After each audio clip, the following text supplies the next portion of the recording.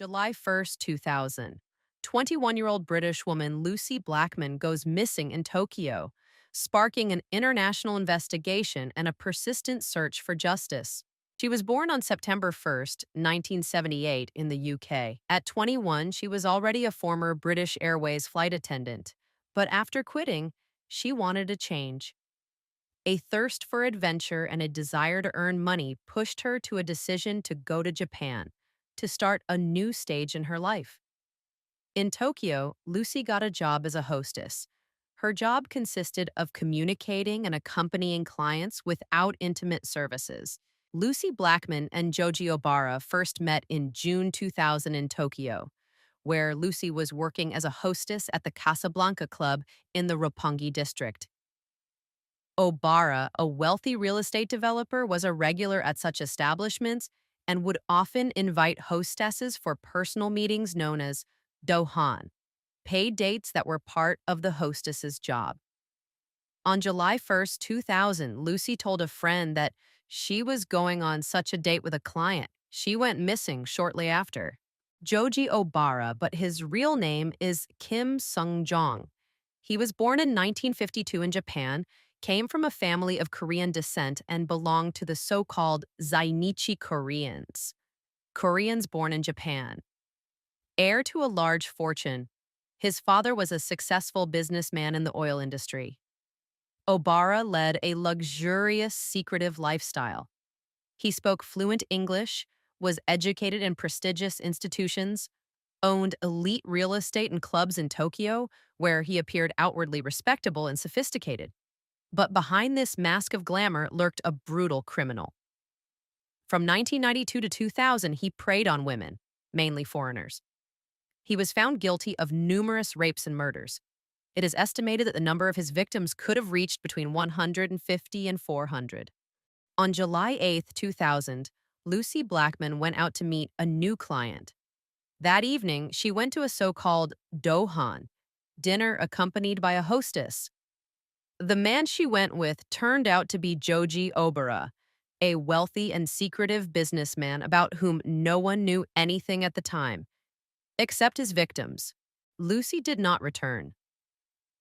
The next morning, her friend and roommate, Louise Hawkins, began to worry. Lucy did not show up at the bar where they worked. Her home was also empty. Louise called her, called the club, asked everyone. No answer. After waiting for no news, Louise contacted the police. She also contacted Lucy's family in the UK, and she began her own investigation, together with colleagues and friends. They put up flyers, interviewed witnesses, knocked on every door. Nobody knew then that Lucy would never return. When it became clear that Lucy had not simply disappeared, her father, Tim Blackman, flew to Japan. He flew to a country whose culture of silence and reserve stood in stark contrast to his despair. Without knowing the language, without connections, Tim launched what would later be called one of the most high-profile missing person campaigns in Japanese history. He spoke at press conferences. He held signs in the streets. He spoke to reporters. He appealed directly to the Japanese people, "Help me find my daughter." He was not shy of publicity. He was not afraid of pressure. He did not accept silence as an answer. It was his persistence that made Lucy Blackman's story no longer local. Her disappearance went beyond Roppongi, Tokyo, and Japan, and shocked the world.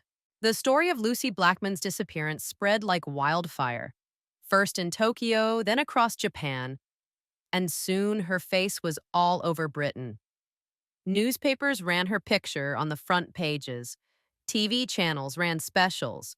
Reporters waited outside the embassy and her parents' home. When Lucy disappeared, the police had no evidence, only records of her going out on dohan, and the name of a client listed in the club's log. Later it became clear the name was fake, but the phone number left by this client led investigators to one person, Joji Obara. The police found a collection of videotapes in Obara's house, more than 400 recordings. They showed dozens of women, unconscious, recorded in similar circumstances.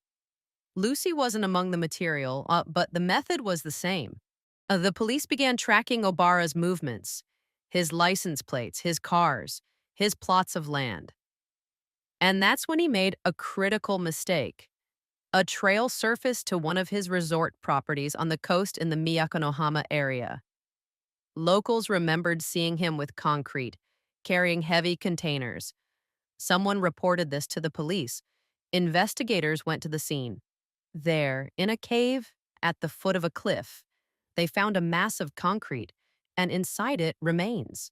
Lucie's body was dismembered, sealed in concrete inside a suitcase or a heavy container, and hidden deep in a crevice of the coastal cliff. The location was not chosen by chance. The waves muffle the sound. The concrete hides the smell. The stone remains silent. When it was finally found, the examination showed Lucie died from chloroform, a substance that causes respiratory paralysis.